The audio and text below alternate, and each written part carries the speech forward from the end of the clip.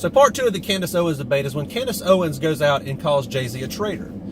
She calls Jay-Z a traitor to Black America. Now, is she right? I think she is right. I think she's right more than just a traitor to America and Black America. He's a traitor to truth. Because you see, people like Jay-Z, people in entertainment, like I said in the last video, they have to protect their political fiefdoms.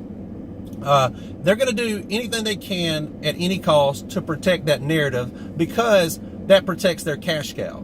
Could you imagine if Jay-Z came out and did something what Kanye West did? You see, at least Kanye was, calling crazy, call whatever, but at least Kanye was pushing the narrative of, being edgy, being out there and saying, hey, maybe things aren't what we're told. Jay-Z's not going to do that. No, him and Beyonce have such a good cash cow going, they would never do anything to stop that.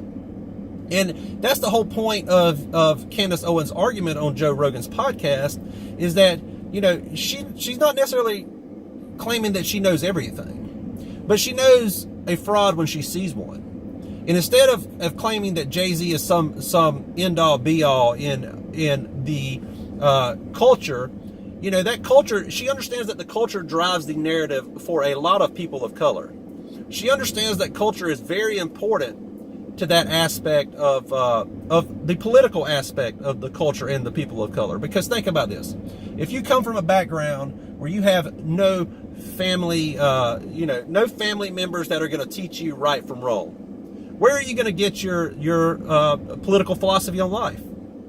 You're not going to turn on Fox News or CNN, or you're not going to read the books of Aristotle. You're not going to read the teachings of Marcus Aurelius. You're not going to go out there and read any of that. No. You know why? Because it's easy to turn on the radio and have somebody talk about something from the point of view that you know, being poor, being black, being Latino, or being white, poor white person. That reflects your value, so you automatically get into confirmation bias with that. It's a natural state of human beings. We all do that. We do confirmation bias every single day. And if you don't understand how powerful that is, you may need to take a look at yourself and understand how culture drives this narrative of liberal echo chambers. So that's what Candace Owens was getting at. I heard people make different comments about Candace Owens and Kanye West. Kanye West is not necessarily he's not a right-wing conservative. He's just saying, hey, let's question what we're being told by everyone.